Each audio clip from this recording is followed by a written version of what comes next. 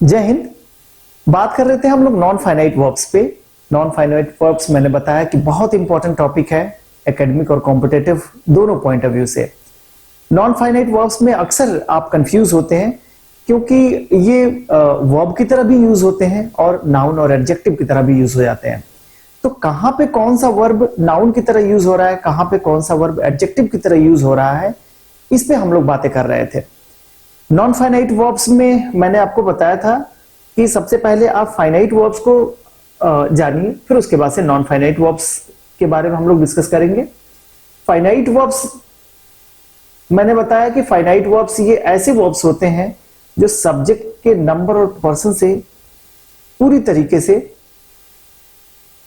Influence होते हैं, यानी कि सब्जेक्ट हमारा जैसा होगा वैसा ही हमारा वर्ब होगा। सब्जेक्ट सिंगुलर है तो वर्ब सिंगुलर में चेंज करना पड़ता है, और सब्जेक्ट हमारा प्लूरल है तो वर्ब को हमें प्लूरल में रखना पड़ता है। वर्ब ऑलरेडी प्लूरल में होता ही है। नॉन फाइनाइट वर्ब्स ऐसा बिल्कुल नहीं है। सब्जेक्ट के नंबर और पर्सन से बिल्कुल इनका कोई इंपैक्ट, सब्जेक्ट के नंबर और पर्सन का कोई इंपैक्ट नहीं पड़ता नॉन फाइनाइट वर्ब्स पे। ये नॉन फाइनाइट वर्ब्स मैंने बताया था तीन तरीके के होते हैं। एक होता है इन्फिनेटिव, दूसरा होता है जिरंड और तीसरा होता है पार्टिसिपल। इन्फिनेटिव ये वर्ब के फॉर्म्स हैं जिनको आप लिख सकते हैं टू प्लस वर्ब की फर्स्ट फॉर्म, यानी कि अगर वर्ब के फर्स्ट फॉर्म से पहले आपने टू लगाया तो ये इन्फिनेटिव में चेंज हो जाता है, और इन्फिनेटिव जो होता है सेंटेंस में नाउन की तरह यूज कर लेते हैं।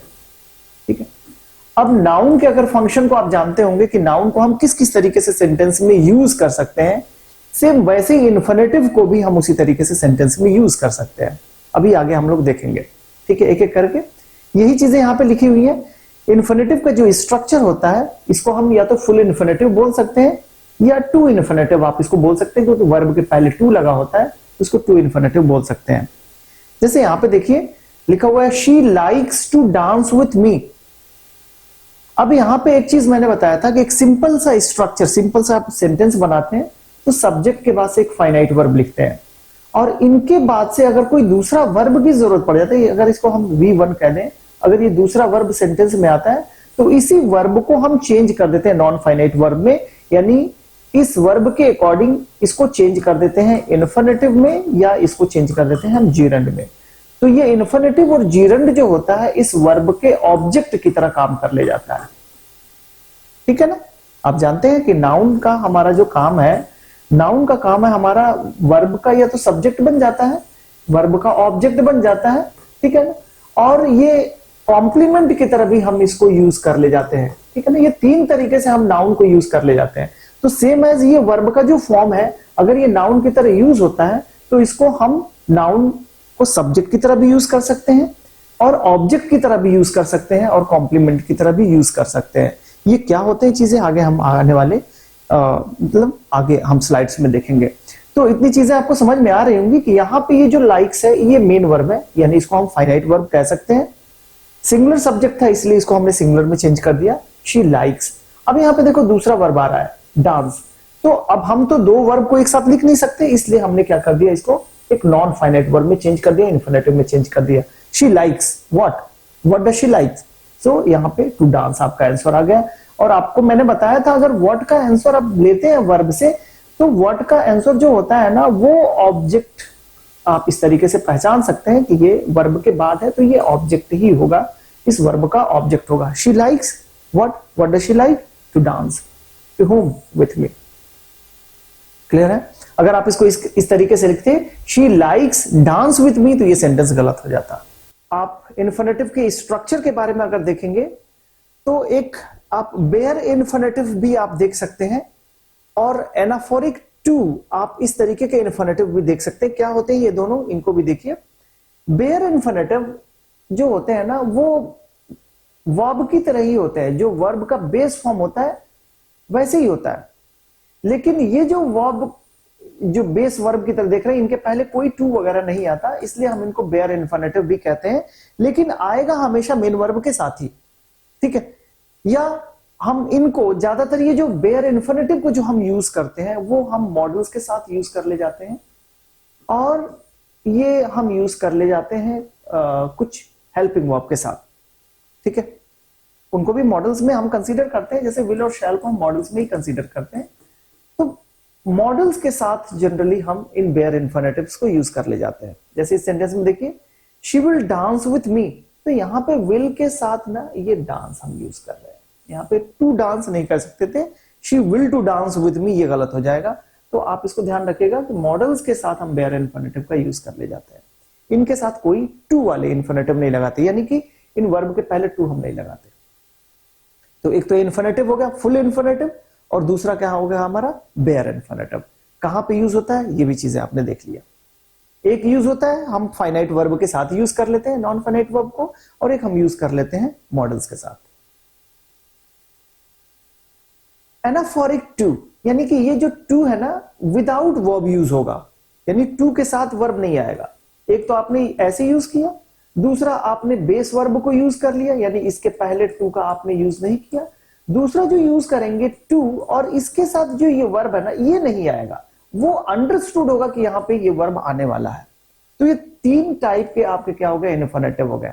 यहां पे देखिए, जैसे यहां पे देखिए, would you like to dance with me, would you like to dance with me, यहां पे इन्फिनेटिव का हमने यूज किया। और जब इस तरीके के क्वेश्चन जब आप पूछते हैं ना, तो आंसर आपको जो मिलता है, yes I would love to, what I would love to, I would love to dance with me. तो यहां पे जो अंडरस्टूड है वो है डांस, तो ये वर्ब के बिना ही आ जाता है, ये इसको हम बोलते हैं एनाफोरिक टू।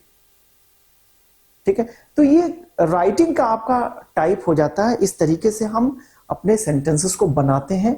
आप इन्फिनेटिव का यूज कर लेते हैं, फुल इन्फिनेटिव, यहां पे फुल इन्फिनेटिव इसको बोल देते हैं, और इनको हम बोल देते हैं बेयर इन्फिनेटिव, और इनको हम बोल देते हैं एनाफोरिक टू। तो ये तीनों चीजें आप याद रखिएगा। आगे चलते हैं, इन्फिनेटिव के यूसेस देखते हैं। अभी मैंने बताया कि इन्फिनेटिव अगर हम बोल रहे हैं, तो इन्फिनेटिव का मतलब ही है कि ये वर्ब के फॉर्म्स हैं।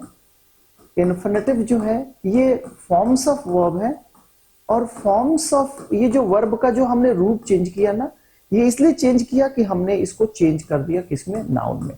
अब हमें ये देखना है कि ये जो इन्फिनेटिव हम किस किस तरीके से यूज कर सकते हैं। अभी हमने बताया कि जिस तरीके से नाउन का जो यूज होता है वैसे ही हम इन्फिनेटिव का यूज सेंटेंस में करते हैं। ठीक है, यहाँ पे लिखा there are two kinds of infinitive, the noun infinitive and the qualifying infinitive. पहले हम नाउन इन्फिनेटिव को देखते हैं कि नाउन इन्फिनेटिव जो होता है वो कितने तरीके से यूज हो सकता है सेंटेंस में। तो सबसे पहले हम देखेंगे as a subject of a verb, verb के सब्जेक्ट के रूप में कैसे यूज होता है। देखो यहां पे, to find fault is easy. अभी मैंने कहा कि अगर आप हु या व्हाट से अगर क्वेश्चन पूछते हैं वर्ब से, तो ये आपको सब्जेक्ट मिल जाता है। ठीक है ना, यानी to identify the subject what you do is you ask question with the verb. ठीक है, कौन सा क्वेश्चन करना है, हु से या व्हाट से। हु से जब आप क्वेश्चन करते हैं तो ये पर्सन होता है आपका सब्जेक्ट, और व्हाट से जब क्वेश्चन करते हैं तो ये एक थिंग्स होता है आपका सब्जेक्ट। तो यहां पे देखो, यहां पे to find fault is easy. अब यहां पे ये वर्ब है इज इजी, तो अगर आप इससे क्वेश्चन पूछे व्हाट इज इजी, ठीक है, तो आपको मिल जाएगा to find fault. To find what, अब इसको भी इलैबोरेट कर रहा है ये, टू फाइंड इज इजी या to find fault is easy. ठीक है, तो नाउन को और ज्यादा इलैबोरेट करने के लिए यहां पे इस वर्ड को हम यूज कर रहे हैं।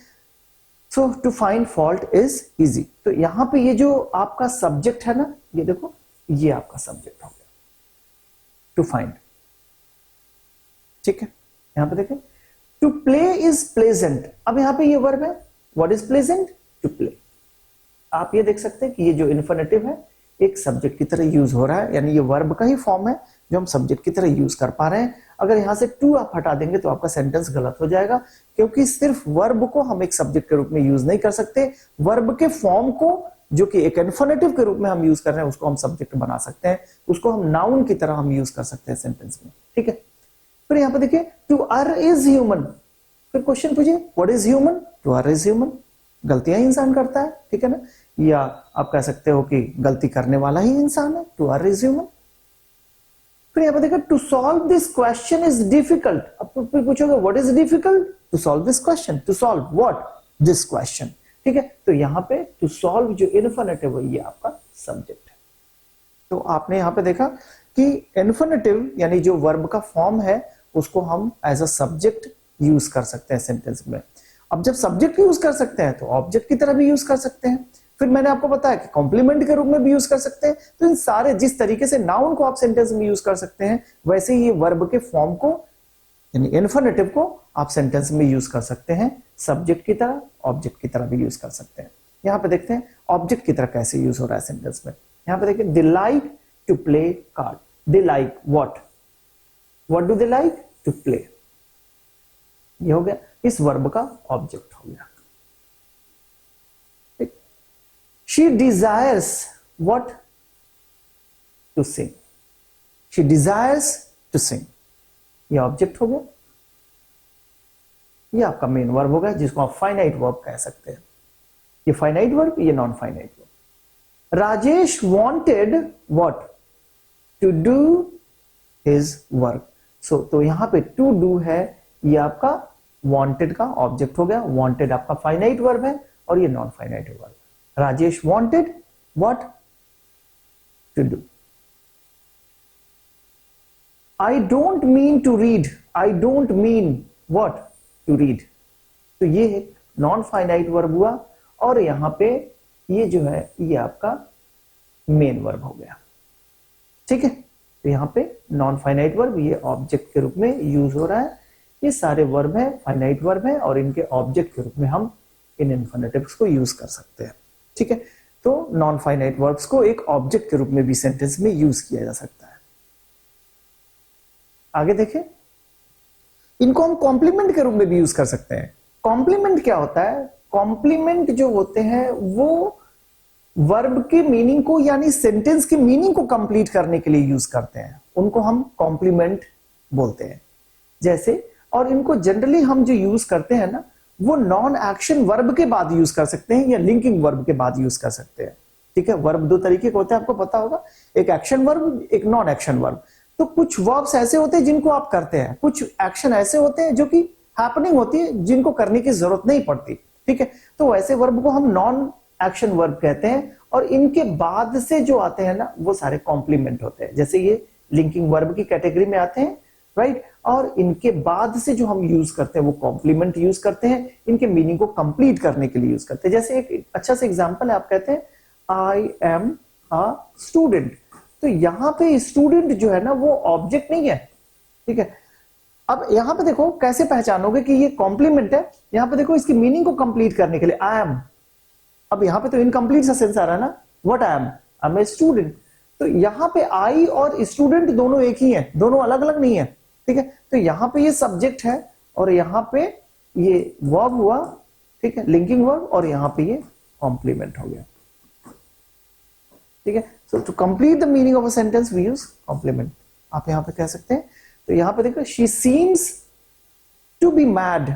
She seems to be mad, ऐसा नहीं कि वो उसको हकीकत में बता रहा है, लेकिन ये उसको लग रहा है ऐसा, she seems to be mad.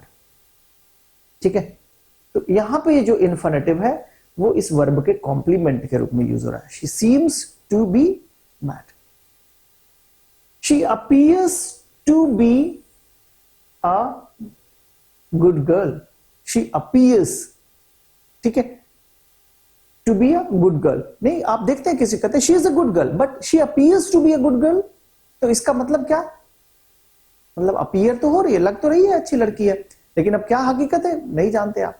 ठीक है, she appears to be a good girl. तो यहां पे ये जो है ना एक कॉम्प्लीमेंट के रूप में यूज हो रहा है। ऑब्जेक्ट इसको मत कहिएगा क्योंकि ये जो वर्ब है वो एक नॉन एक्शन वर्ब है। अपीयर्स होना होता है, सीम होता है, किसी को लगता है ऐसा, ठीक है ना, वो एक्शन वर्ब नहीं है जिसको आपको करने की जरूरत हो।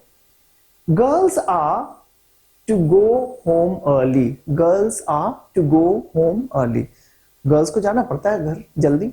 गर्ल्स आर टू गो, तो यहां पे टू गो है, ऑब्जेक्ट नहीं है इस वर्ब का बल्कि एक कॉम्प्लीमेंट है। ठीक है ना। Her greatest pleasure is what? To sing. ठीक है, तो इस वर्ब का क्या है? ये कॉम्प्लीमेंट है, ये ऑब्जेक्ट नहीं है, ध्यान रखिएगा इस चीज को, ठीक है।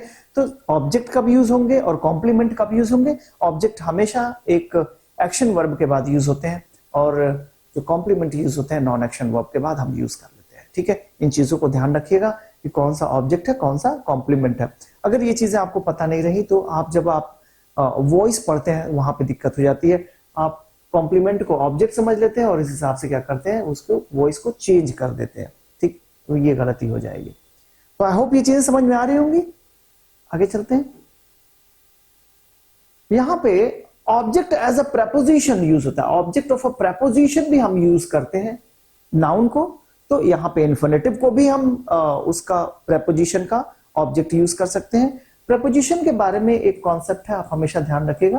प्रेपोजिशन हमेशा अपने ऑब्जेक्ट को लेकर आते हैं साथ में। प्रेपोजिशन को कभी बिना ऑब्जेक्ट के नहीं लिख सकते, ठीक है।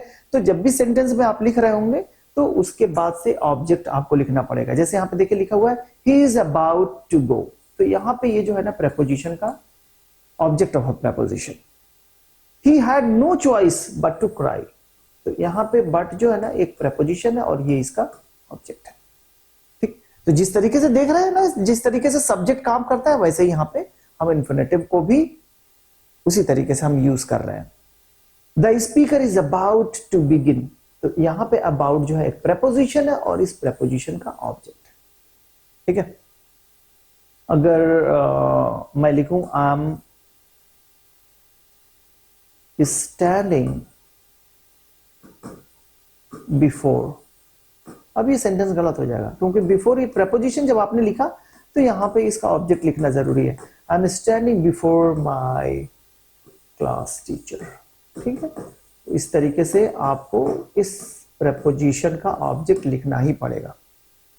सो आई होप ये चीज समझ में आ रही है। मैं बस यहां पे यही बता रहा हूं कि इन्फिनेटिव को आप सेंटेंस में कैसे लिख सकते हैं। मैंने यही बताया कि इन्फिनेटिव एक नाउन की तरह यूज होता है और जिस तरीके से आप नाउन का काम लेते हैं सेंटेंसेस में, सेम एज इन्फिनेटिव को भी सेंटेंस में वैसे ही यूज कर सकते हैं। तो कैसे कैसे आपने यूज किया?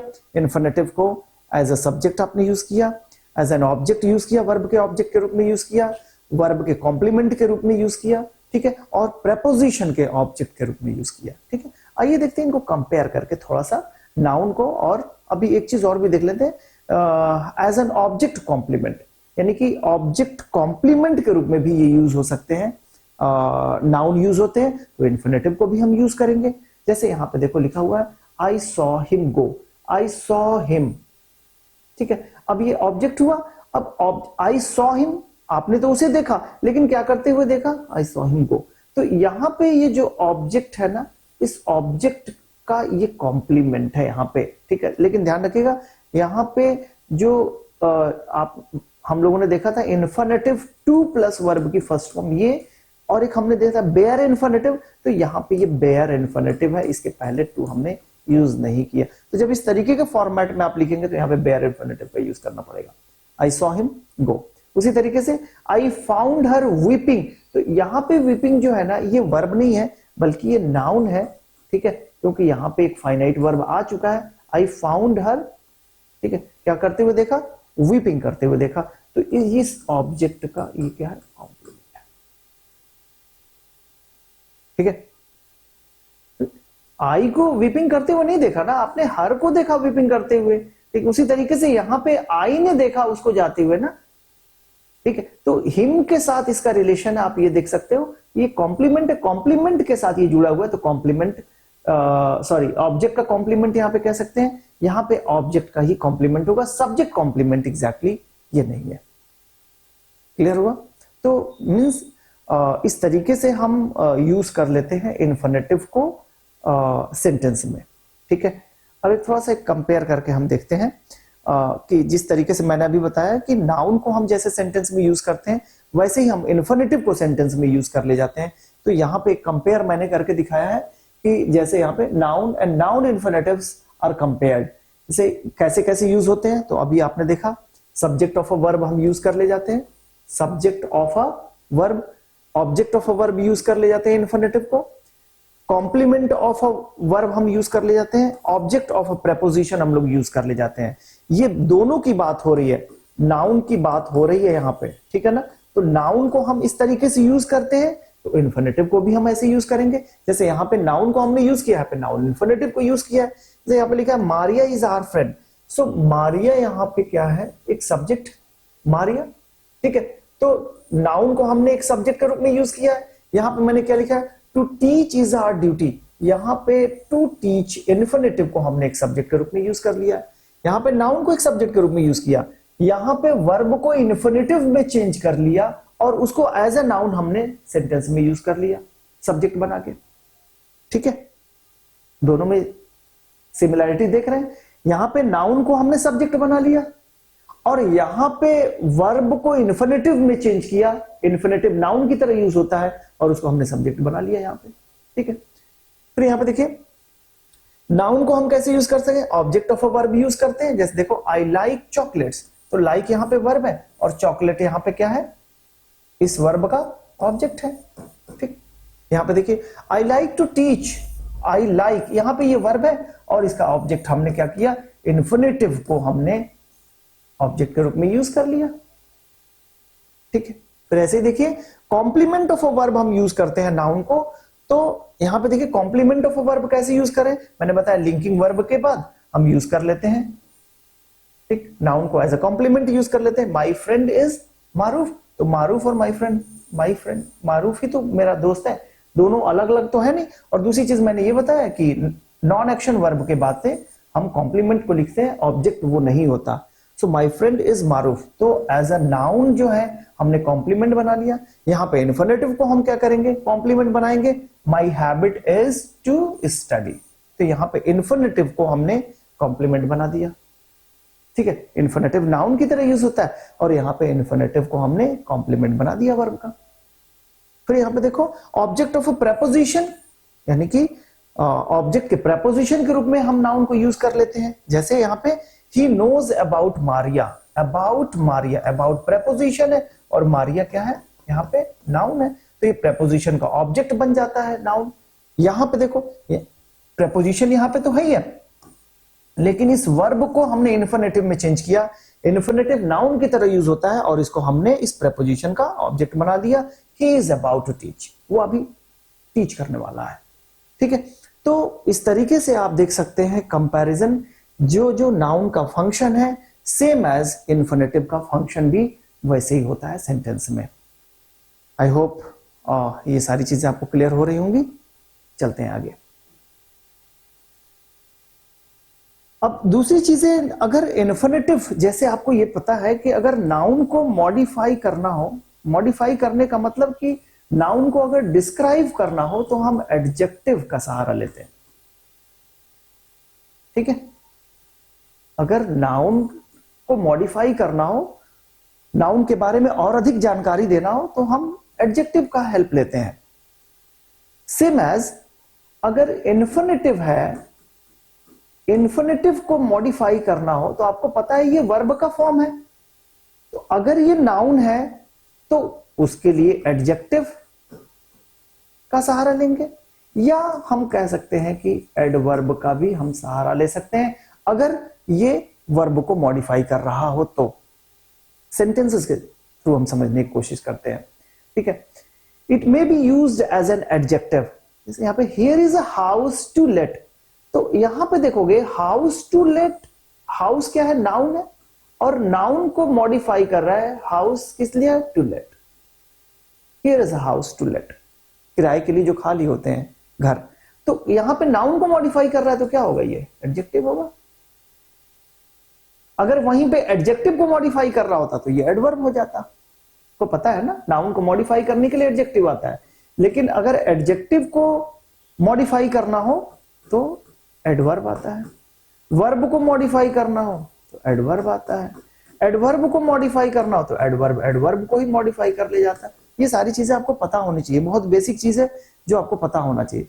ये आपको इसलिए मैं बता रहा हूं कि आपको आइडेंटिफाई करना आसान हो जाए, आपको एडिटिंग करना आसान हो जाए, आप आसानी से चीजों को पहचान सके कि सेंटेंस हमारा सही है गलत है। अगर ये चीजें पता होंगी तभी आप एडिटिंग कर सकते हैं, इंप्रूवमेंट ऑफ सेंटेंस कर सकते हैं, ठीक है। जो कॉम्पिटिटिव लेवल में मैं बार बार फोकस करता हूं इस चीज पे कि अगर ये चीजें सही रही तभी आपके कंपटीशन आसान होगा, अदरवाइज बड़ा मुश्किल हो जाएगा। ठीक, तो आप इस चैनल पे जुड़े रहें और लोगों को भी इससे जोड़ें जिससे उनको फायदा हो। मैं यहाँ पे क्लास 6 से लेकर क्लास 12 तक की ग्रामर की बुक्स को डिस्कस करता हूँ। डिफरेंट कॉम्पिटिटिव एग्जाम्स के पेपर्स को हम इस प्लेटफॉर्म पे डिस्कस किए जाते हैं जिससे बच्चों को फायदा हो। ठीक है, आते हैं नेक्स्ट क्वेश्चन पे। इस सेंटेंस को आप ऐसे भी यूज कर सकते हैं, this house is to let. This house is, सो हाउस लेट के लिए है ना, this house is to let. यहां पे वर्ब को मॉडिफाई तो नहीं कर रहा है, नाउन को मॉडिफाई कर रहा है, तो ये क्या हो जाएगा, एडजेक्टिव हो जाएगा। ठीक है, ध्यान से समझिएगा। यहां पे ये एग्जैक्टली आप ये जो सोच रहे होंगे कि ये कॉम्प्लीमेंट है, तो यहां पे कॉम्प्लीमेंट की हम बात नहीं कर रहे हैं।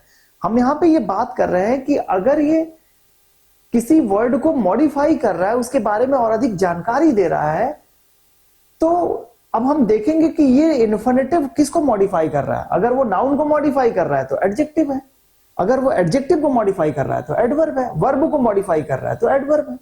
तो ये इन्फिनेटिव किस तरीके से यूज हो सकते हैं सेंटेंस में, ये चीजें मैं डिस्कस कर रहा हूं। यहां बताओ, give me a chair to sit. क्या करने के लिए, बैठने के लिए।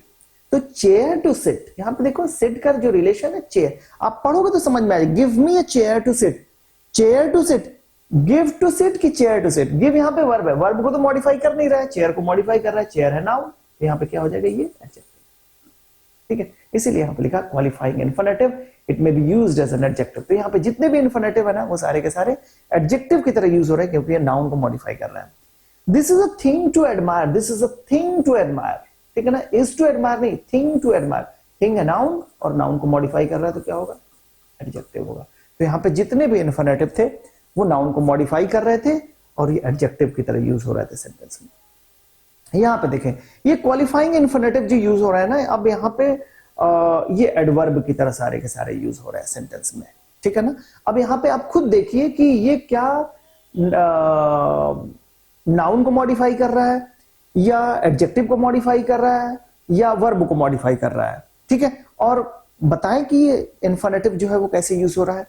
आई केम टू सी यू, इस सेंटेंस में यहां पे वर्ब केम है, I came to see you, came to see, तो यहां पे वर्ब है, वर्ब को मॉडिफाई कर रहा है। और जनरली जब ये एडवर्ब की तरह यूज होते हैं ना, इन्फिनेटिव जब एडवर्ब की तरह यूज हो रहे थे सेंटेंस में, तो ये पर्पस को बता रहे होते हैं। पर्पस कैसे पता चलेगा, अब ये वाई का रिप्लाई होता है एग्जैक्टली। जैसे मैं यहां पूछूं, I came why to see you, मिलने के लिए आया। ठीक है ना, यहां पे these boys are going why to play a match. See, यहां पे देखोगे आर गोइंग, ये जो वर्ब है ना, इसको मॉडिफाई कर रहा है एग्जैक्टली, तो ये एडवर्ब की तरह सेंटेंस में यूज हो रहा है। ठीक है, यहां पे देखो, we eat why to live, तो ईट वर्ब को मॉडिफाई कर रहा है। क्लियर है, we wept to see the destruction caused by the riots. We wept why to see the destruction caused by the riots. So riots से जो destruction हुए ना, उसको देख के हम लोगों ने क्या किया, रोया। We wept to see the destruction caused by the riots. तो यहां पे जो यूज हो रहा है ये एडवर्ब की तरह यूज हो रहा है। ठीक है, तो यहां पे मैं इसलिए इतनी सारी चीजें आपको बता रहा हूं कि आपको एक छोटा सा नॉलेज ना रहे इन्फिनेटिव के बारे में, कि कहीं पे भी इन्फिनेटिव आप देखें तो बस आप ये सोचे कि इन्फिनेटिव जो होता है वर्ब का फॉर्म होता है जो नाउन की तरह यूज होता है। बस यहां पे ये भी जानिए कि नाउन का फंक्शन कितना है, जिस तरीके से नाउन का काम है वैसे इन्फिनेटिव का काम है। एक चीज तो ये हो गया। दूसरी चीज ये भी देखो कि इन्फिनेटिव किसको मॉडिफाई कर रहा है। अब जिसको मॉडिफाई करेगा उस तरीके का वो रोल प्ले करेगा। अब सिर्फ इतना अगर कोई जान जाएगा तो फिर आगे के लिए दिक्कत हो जाएगा। कंपटीशन में पढ़ाई करेगा तो वो दिक्कत करेगा। ठीक है, तो बस इतनी सी नॉलेज रहेगी तब तो हर जगह जहां पे इन्फिनेटिव आएगा उसको नाउन ही बोलोगे। लेकिन नहीं, आप देख रहे हैं कि इन्फिनेटिव एडजेक्टिव की तरह भी काम कर रहा है, इन्फिनेटिव एडवर्ब की तरह भी काम कर रहा है। एक चीज मैं और बता दूं, अगर कॉम्प्लीमेंट की तरह अगर हम यूज करते हैं ना, कॉम्प्लीमेंट तो ये नाउन कॉम्प्लीमेंट भी होता है एग्जैक्टली, ये एडजेक्टिव कॉम्प्लीमेंट भी होता है, ये एडवर्बियल कॉम्प्लीमेंट भी होता है। तो वही चीजें हम लोग देख रहे हैं कि नाउन की तरह तो यूज हुआ ही यूज हुआ, एडजेक्टिव की तरह भी हम यूज कर पा रहे हैं और एडवर्ब की तरह भी हम इस इन्फिनेटिव को यूज कर पा रहे हैं। क्लियर है? अब यहां पे देखो जितने भी यहां पे इन्फिनेटिव थे सब के सब वर्ब को मॉडिफाई कर रहे थे और वर्ब को मॉडिफाई कर रहे थे तो ये एडवर्ब की तरह यूज हो रहे थे सेंटेंस में और ये पर्पस को दिखा रहे थे। आई होप ये चीजें समझ में आ रही होंगी। जब भी इस तरीके के सेंटेंसेस पढ़ेंगे तो आपके सामने से जब गुजरेंगी तो आपको ये सारा कॉन्सेप्ट क्लियर रहेगा यहाँ पे इन्फिनेटिव किस तरीके से काम कर रहा है, किस तरीके से फंक्शन कर रहा है। आगे आते हैं। It may be used like an adverb when it qualifies an adjective. अब इस सेंटेंस में देखो लिखा हुआ है the book is nice to read. The book is nice to read. ठीक है, तो यहां पे नाइस टू रीड है ना, तो नाइस क्या है? यहां पे नाउन तो है नहीं, ये है एडजेक्टिव। बुक के बारे में बता रहा है, बुक कैसा है? नाइस है, तो उसकी खूबी बता रहा है। तो यहां पे ये एडजेक्टिव और यहां पे क्या होगा? टू रीड क्या होगा? ये हो गया एडवर्ब। ठीक है, the book is nice to read. This picture is beautiful to look at. So यहां पे देखो this picture is beautiful to look at. Beautiful to look, ठीक है ना। तो यहां पे टू लुक एक एडवर्ब की तरह यूज हो रहा है। क्यों? क्योंकि ये एडजेक्टिव ब्यूटीफुल को मॉडिफाई कर रहा है। इस सेंटेंस में देखो mangoes are good to eat. Mangoes are good to eat, good to eat, good adjective है, इसको मॉडिफाई कर रहा है तो ये हो गया एडवर्ब। यहां पे देखें the girls are anxious to learn.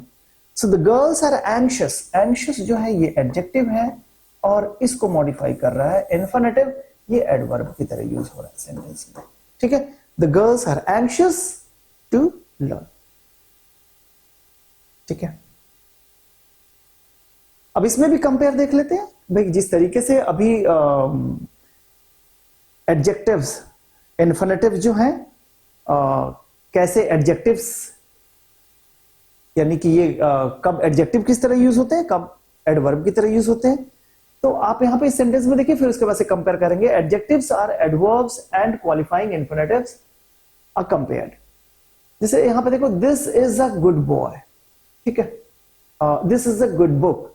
तो यहां पे आप देखोगे बुक जो है ये नाउन है और इसको मॉडिफाई कर रहा है एडजेक्टिव। नाउन को मॉडिफाई करने के लिए एडजेक्टिव आया। तो यहां पे जब अगर इन्फिनेटिव क्वालिफाई कर रहा है किसी नाउन को तो वो क्या होगा? वो एडजेक्टिव की तरह यूज होगा। जैसे यहां पे देखो this is a book to read.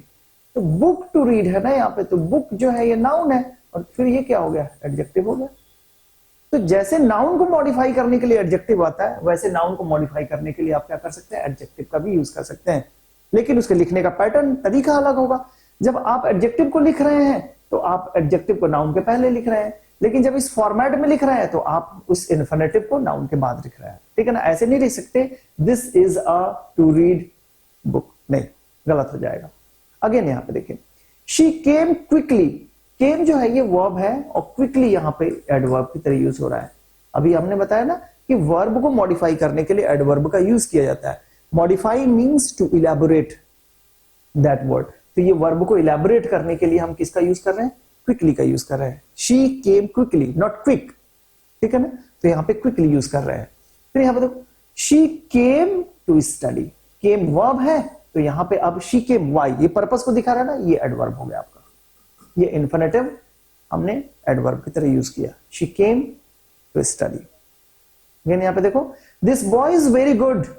This boy is good, but how much good? Very good. तो यहां पे गुड जो है एडजेक्टिव है और इसको मॉडिफाई करने के लिए एडवर्ब यूज हो रहा है। सेम एज इन्फिनेटिव को भी हम एडजेक्टिव को मॉडिफाई करने के लिए यूज कर सकते हैं। This boy is good to run. This boy is good to run, good है एडजेक्टिव और इसको मॉडिफाई कर रहा है गुड टू रन। यहां पे ये हो गया एडवर्ब। ये किसको मॉडिफाई किया? एडजेक्टिव को। यहां पे वर्ब को मॉडिफाई किया, यहां पे नाउन को मॉडिफाई किया। तो जिस तरीके से हम नाउन को, वर्ब को, एडजेक्टिव को मॉडिफाई करने के लिए हम एडजेक्टिव, एडवर्ब का यूज कर लेते हैं, उसी तरीके से इन्फिनेटिव को भी हम यूज कर सकते हैं नाउन को मॉडिफाई करने के लिए, एडजेक्टिव को मॉडिफाई करने के लिए, एडवर्ब को मॉडिफाई कराने के लिए हम यूज कर सकते हैं। ठीक है, सो आई होप ये सारे कॉन्सेप्ट आपको समझ में आए होंगे। इस तरीके से इन्फिनेटिव का यूज करते हैं हम सेंटेंसेस में, राइट। और आगे आने वाले वीडियो में हम आगे थोड़ा सा और इसका लेवल अप करेंगे, उसमें हम डिस्कस करेंगे कि कैसे हम पहचानेंगे कि फाइनाइट वर्ब के बाद से हम इन्फिनेटिव को यूज करें या जीरंड को यूज करें। कोशिश मेरी ये होगी कि आगे आने वाले वीडियो में हम जीरंड को भी डिस्कस करने और दोनों एक साथ हम एक ही वीडियो में डिस्कस करें, राइट। एक लंबा टॉपिक है, थोड़ा सा समय देना पड़ेगा, पेशेंस रखना पड़ेगा। चीजें नहीं समझ में आती एक बार और रिवीजन करिए, फिर भी नहीं समझ में आती कमेंट बॉक्स में अपने कमेंट को जरूर लिखिए जिसे मैं आपको रिप्लाई कर सकूं। Thank you.